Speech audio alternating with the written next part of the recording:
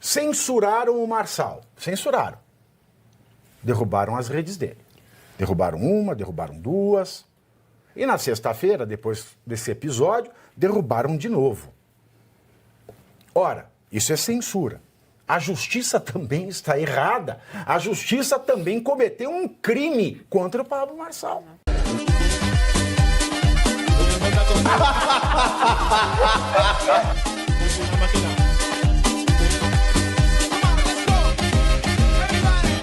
Eu vou lhes dizer uma coisa aqui que eu não diria, certamente, professor, porque eu votaria no Marçal até o episódio de sexta-feira. Aí muita gente vem e fala, mas se a esquerda fizesse isso não dava nada. Mas se eu passar a assumir que o que a esquerda faz, ela pode fazer, eu vou ter que desconsiderar que existe lei e ordem nesse país. Ou pelo menos que eu queira que exista lei e ordem.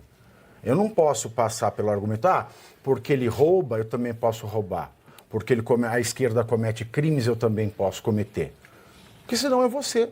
Nada mais, nada menos do que uma paródia, uma caricatura da esquerda. Sou eu que vou.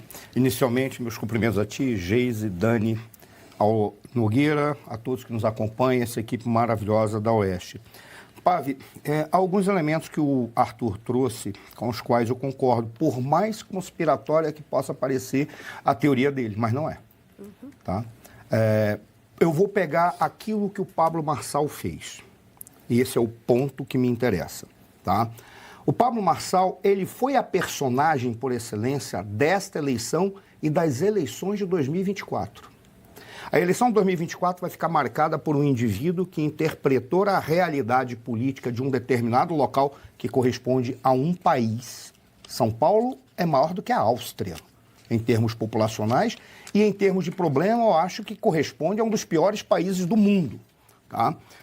Ele simplesmente pegou esse case, ele trouxe a novidade, ele mostrou o fracasso e a fragilidade do nosso sistema eleitoral, do nosso sistema de debate, da maneira como as coisas são conduzidas e estrategicamente são montadas para eleger um prefeito.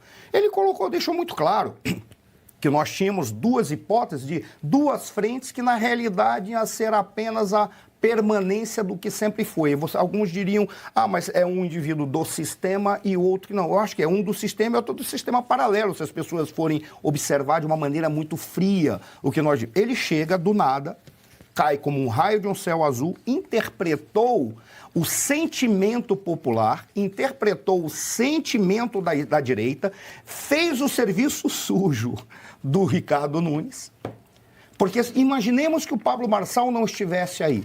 Só haveria uma pessoa para desestabilizar o processo como um todo e chegar, inclusive, a ser eleito. Razão pela qual eu também não sei porque alguém quer ser eleito prefeito de São Paulo, que seria o Salles. O Salles é o único cara que chegaria com peito, com força e com projeto, podendo ser eleito. Só o Salles poderia ter feito algo próximo, mas não da maneira como o Marçal fez. E o que ele trouxe? Ele trouxe a novidade. Aí é que está o detalhe. A sensação de que talvez ele tenha chutado para não assumir a prefeitura me parece concreta. Por qual razão? Uma vez eu não vou dizer quem foi o indivíduo, mas uma vez ele disse, já me convidaram para ser prefeito de São Paulo. Por que eu vou assumir uma bucha dessa? Eu vou ficar, na realidade, 30 anos respondendo inquérito. Porque qualquer coisa que você faz em São Paulo, se faz errado, dá um inquérito. Se faz certo, dá um inquérito porque você acertou. Em síntese, é um problema que somente o Rio de Janeiro supera, em termos de confusão e em termos de problema para a vida inteira, sem ter capacidade depois de ser alavancado nacionalmente. Mas o Marçal fez uma política, ele fez uma campanha que o projetou nacionalmente. Isso aí é indiscutível. O problema é que talvez ele tenha cometido o último erro que joga fora a estratégia dele. Ele cometeu 3 grandes erros. O 7 de setembro, ele não precisava ter feito aquilo. Bastaria ele ter falado, estou chegando de viagem, eu não fui porque eu tinha que resolver problemas internacionais. Eu estou tratando de paradiplomacia, que é a diplomacia da cidade de São Paulo com o exterior, sem passar pelo Ministério das Relações Exteriores. Ele cometeu esse erro. Ele cometeu o erro da cadeirada. Na cadeirada, ele se projetou nacionalmente, mas se ele volta depois da cadeirada e fica ali, todo mundo ia ficar constrangido de bater nele. E ele ia se sobrelevar em relação a tudo e a todos. Cometeu erro. Aí fez aquilo, sai de ambulância. Foi pior do que eu, para chegar na frente de todo mundo, andando de ambulância. E a terceira, que foi esse laudo. Ele não precisava, estrategicamente, se alguém cobrasse dele de que ele acusou e não teve prova, ele disse, eu tenho o documento. Por que você não mostrou? O que ele diria? Porque eu verifiquei o documento é falso e eu não poderia fazer isso e agora eu peço desculpa. Estaria anulado, ninguém ia falar nada.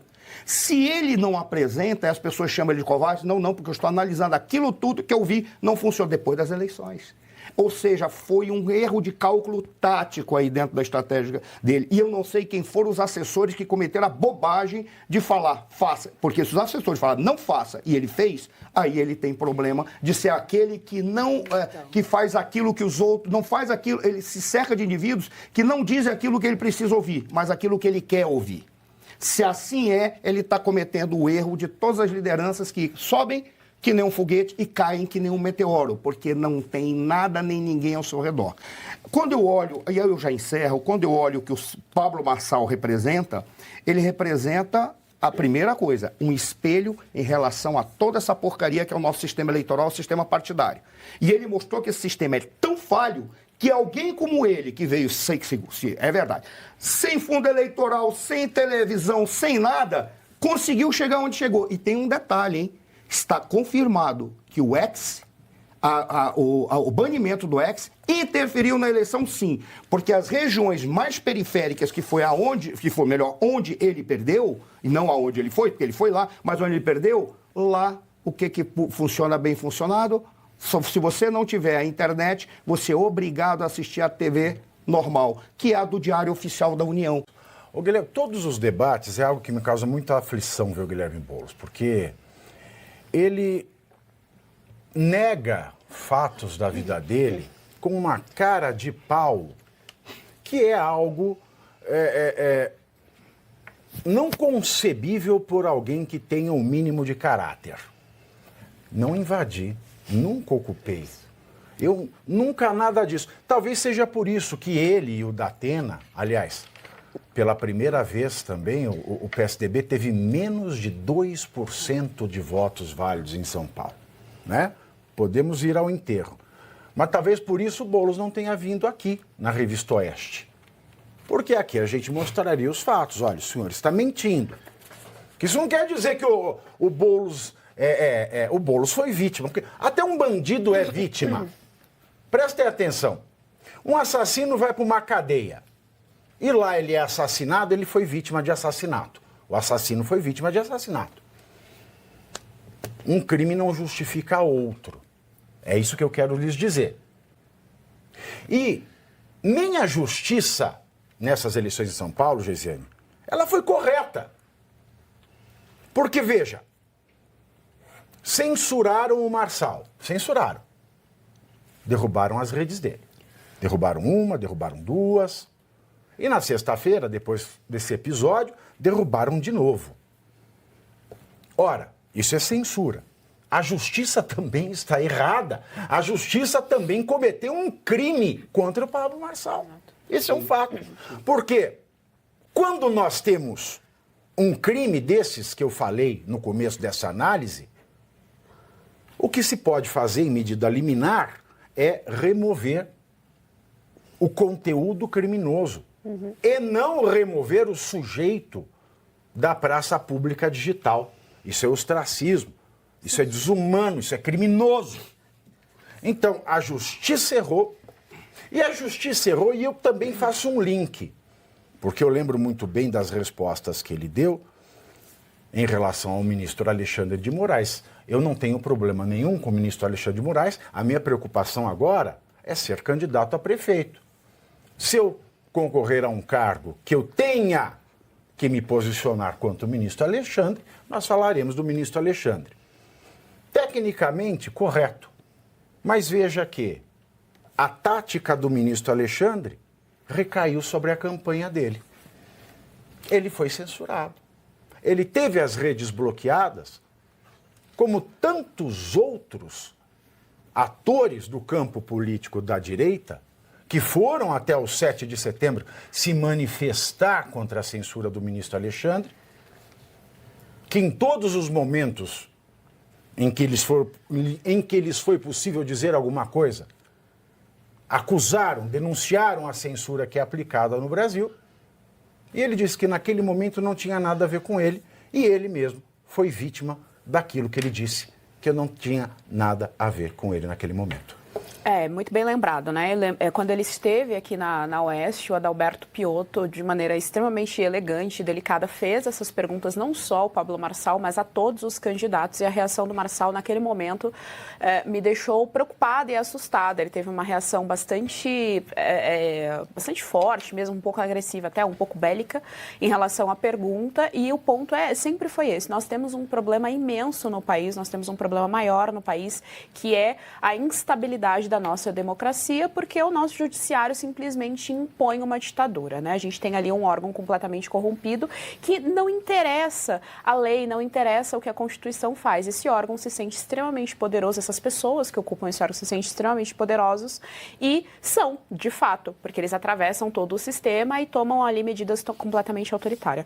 O Pablo Marçal, ele mudou a forma de fazer política no país. Ele conseguiu chamar a atenção para uma eleição municipal de São Paulo, mesmo São Paulo sendo uma imensa cidade, mas ele chamou a atenção para a disputa eleitoral municipal daqui de São Paulo como ninguém tinha conseguido fazer ainda. Ninguém. Ele realmente fez um feito. Ele é um marco histórico. Do ponto de vista da ciência política, ele é um marco histórico. O cara conseguiu dominar absolutamente todo o debate. Eu estive em BH na semana passada. E em BH, os candidatos a vereadores de lá defendiam o Pablo Marçal. Vejam que interessante, eles não defendiam o Bruno, que era do PL. Eles se posicionavam a favor do Marçal. Eles usavam, inclusive, o bonezinho com a letra lá deles e tal, fazendo uma referência ao Pablo Marçal. Então, a própria Cristina Grêmio em Curitiba. A Cristina, exatamente. A Cristina que, assim, eu tô mega feliz pela Cristina, preciso falar, assim, foi um baita feito. Para nossos parabéns à nossa colega Cristina Graham. Que ela tenha mais e mais sucesso. Cara, ela é um fenômeno. Ela veio contra o sistema. Eu acho que a Cristina e o Pablo Marçal demonstram muito bem o que eu vou falar agora. O Pablo Marçal, tal qual a Cristina, foi um baita fenômeno. Eles não tinham fundão, eles não tinham tempo de TV. Quanto a essa questão do fundão, eu só quero fazer um parênteses. O PRTB, que foi o partido do Pablo Marçal, ele recebeu do fundo eleitoral 3,4 milhões. Certo, então ele tinha. Veio 3,4 milhões de fundo eleitoral. Para a campanha de São Paulo, para o diretório de São Paulo, vieram quase 800 mil. E esses 800 mil foram para o caixa do escritório de advocacia do presidente do partido aqui em São Paulo, só. Tá, então ninguém... Então, é uma campanha que tirou o dinheiro do povo. Só não foi usado, não pode não ter sido usado na campanha, mas foi empregada a título... 800 mil foram recebidos pelo presidente do diretório de São Paulo a título de campanha. Se ele não usou, ele embolsou. Mas dos 3 milhões e 400 que saíram do fundo eleitoral, 790 vieram para cá. Certo. Bom, mas esse não foi o caso da Cristina e eu quero realmente fazer essa comparação, porque ela fez uma campanha independente, ela não tinha tempo de TV, tal qual o Marçal, então as propagandas que rodavam era contra, né? A gente via aqui em São Paulo, por exemplo, uma chuva de propagandas contra o Pablo Marçal e ele não conseguia se defender porque ele não tinha tempo de TV. Aconteceu o mesmo com a Cristina, cada um defendeu ali as suas bandeiras e foi até o fim. A Cristina foi a única candidata que falou abertamente pró-movimento Fora Moraes, inclusive ela estava com a camiseta escrito "Temos um país para salvar", que é uma das camisetas do movimento, e ainda assim ela conseguiu ir para frente. Ela, assim, é uma grata surpresa. E aqui vem a minha análise em relação ao Marçal. A Cristina é uma heroína. Exato. O que a Cristina fez, uma mulher com uma ficha limpa, um passado transparente, uma conduta invejável. A gente só tem que aplaudir a Cristina Graham em todos os momentos. Ela pode se tornar uma das principais lideranças femininas do país. Ela pode não, ela vai. Ela já provou que ela tem potencial para isso. Depende de tudo aquilo que vai acontecer nesse meio campo. Mas porque ela vão fazer tem, de tudo ela para tem garra, ela tem garra. Ela tem caráter, ela tem moral, ela tem comportamento. Exato, maravilhosa. E aí é o meu ponto. Pablo Marçal, ele tinha um tom extremamente bélico. Isso é bom para você acordar a audiência e mostrar o que está acontecendo. Então, com um tom bélico dele, ele conseguia mostrar o consórcio comunista midiático da imprensa, ele conseguia mostrar que tinha um sistema político. Quando questionaram o porquê do partido dele, né, porque o partido dele teve ali alguma coisinha de corrupção e tal, ele fala, mas o sistema não permite que eu lance a minha candidatura independente. Ou seja, o tempo todo ele mostrava as brechas do sistema político partidário e ele mostrava como a imprensa funcionava nesse meio termo. Mas o tom dele era esse, o tom dele era midiático e bélico. Tons midiáticos e bélicos, do ponto de vista da comunicação, funcionam como uma tirada numa maratona. Então, numa maratona, você começa a correr com muita força, muito impulso, mas se você não souber calcular exatamente, você não consegue concluir a tua maratona. E aqui vem o pulo do gato. Eu não acho que o Pablo Marçal não sabia disso. Ele é um cara muito inteligente, muito bem informado. O Pablo Marçal, ele faz mais de 60 lançamentos de produtos por ano. Dizer que esse cara não entende de mercado, de marketing digital e de comunicação é de um devaneio, de uma loucura sem sentido. Ele entende. O que eu sei de um dos assessores, de um dos vereadores daqui de São Paulo, que tem contato com um dos alunos dele, é que o Pablo Marçal tem um perfil de, às vezes, mostrar ao público uma coisa, mas, na verdade, na cabeça dele estar pensando outra.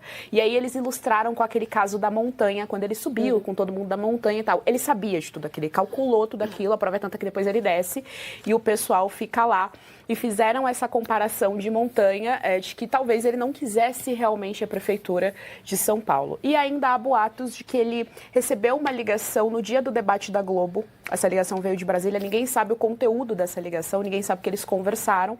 Mas o fato é que no debate da TV Globo ele pede desculpas, ele tem um tom muito mais sóbrio. E aí depois vem esse laudo que eu também acho assim, praticamente impossível o Pablo Marçal não saber a veracidade de um documento. A gente está falando aqui de um cara que está no mercado há muito tempo. Saber ou não, mesmo se fosse verdadeiro, é um documento que, sigiloso, por sigilo né? legal, não poderia Exato. ser divulgado. Agora, Dani, antes da gente passar para o nosso compromisso comercial, eu quero te entregar para a sua análise e só dizer o seguinte para as pessoas que nos acompanham: prestem atenção no que se fala. Prestem atenção. Usem o cérebro. Ninguém está falando aqui que ele usou o dinheiro do PRTB. Claro. Estou dizendo que houve dinheiro do fundo eleitoral que veio para a campanha. Se ele usou ou não, nós não sabemos. Ele disse que não, nós acreditamos. Mas que esse dinheiro veio e se ele disse que não usou, foi embolsado. É um problema? É um vício partidário brasileiro? É. Mas sim, custou aos cofres públicos. E muita gente perguntando também como eu faço para saber o dinheiro que vai para o partido, que vai para as campanhas. Tudo isso está no site do TSE. Dani. Em relação ao Marçal, sim, eu acredito que isso tenha sido pensado por ele, chegou o momento, bom, eu não quero levar essa prefeitura. O que ele queria, ele alcançou sem dúvida nenhuma, não é, que foi ter a ampliação da sua imagem nacionalmente com outros candidatos, como bem disse aqui a Geise, apoiando o Pablo Marçal, mesmo não sendo da cidade de São Paulo, não é? Isso é um feito muito grande. Concordo também que teve, assim, ele é, sem dúvida nenhuma, a grande inovação em termos de campanha política aqui no Brasil, não é? Eu acredito que nós vamos ter assim o antes e o depois do Pablo Marçal em termos de como lidar com a campanha política. Ele realmente desbancou os jornalistas, o tanto que os formatos dos debates eles foram mudando ao longo das campanhas justamente para tentar conter o Pablo Marçal, porque os jornalistas já não sabiam mais o que fazer. Então, novos modelos de debates foram sendo testados ao longo desse caminho e, aliás, até o último, nós fomos vendo alguns modelos mais interessantes de debate que podem ficar para as próximas eleições também. Então, eu vejo que, por um lado, apesar do Pablo Marçal pode ter tido essa ideia de brecar para não ser eleito, ele trouxe grandes inovações, mas que eu acredito particularmente que vão fazer bem para as campanhas políticas, para a nossa democracia, né, nas eleições que virão, enfim, posteriormente, tanto no modelo de debates, né, e a imprensa também ela vai começar a olhar como ela deve se portar com os candidatos, ou seja, não colocar como se ela estivesse acima de tudo e de todos, mas não, tratar com respeito e com a verdade, porque é isso que o eleitor quer. O eleitor já está cansado, né, daqueles grupos de jornalistas, né, que acham que estão acima de tudo e de todos e tratam as pessoas como se todos fossem bobos, incluindo os próprios eleitores. Então isso também foi algo de uma grande inovação que faz bem para todos nós, faz bem para aqueles que querem escolher um candidato ideal. Pode ser que eu não concorde com vocês qual seria esse candidato ideal, mas toda essa estrutura ela precisa ser mudada. E eu acredito que pós-Pablo Marçal, ela vai ser alterada. Então, primeiro C, você curte, que é o preço deste programa. Quanto vale o ingresso para ver este palhaço neste picadeiro bonito? Vale uma curtida. Vale o seu like, o seu joinha, o seu gostei. Então, a sua obrigação é curtir. Se puder, comente, porque quem comenta ajuda no engajamento. Então, primeiro C é curtir, segundo C é comentar, o terceiro C, o que seria muito louvável, seria você compartilhar. Tem um link que é a setinha, uma setinha assim, meia bomba. Sabe aquela... A setinha da pipa do vovô que se esforça, você vai lá, copia o link, cola no seu Orkut, no seu Facebook, no WhatsApp, no Telegram, manda sinal de fumaça, pombo correio, não é pombo correio do banheiro, é o pombo correio que leva as mensagens, você passa para todo mundo que você gosta, para quem você não gosta, você também passa. Então, ó, curtiu, comentou, compartilhou e se puder, se quiser, se o seu bolso comportar e se seu coração assim permitir, contribua com este programa que vai substituir o Jornal Nacional. Olha que pretensão maravilhosa, hein? Se liga, ô Bonner, nós vamos derrubar o Jornal Nacional. Esta é a meta.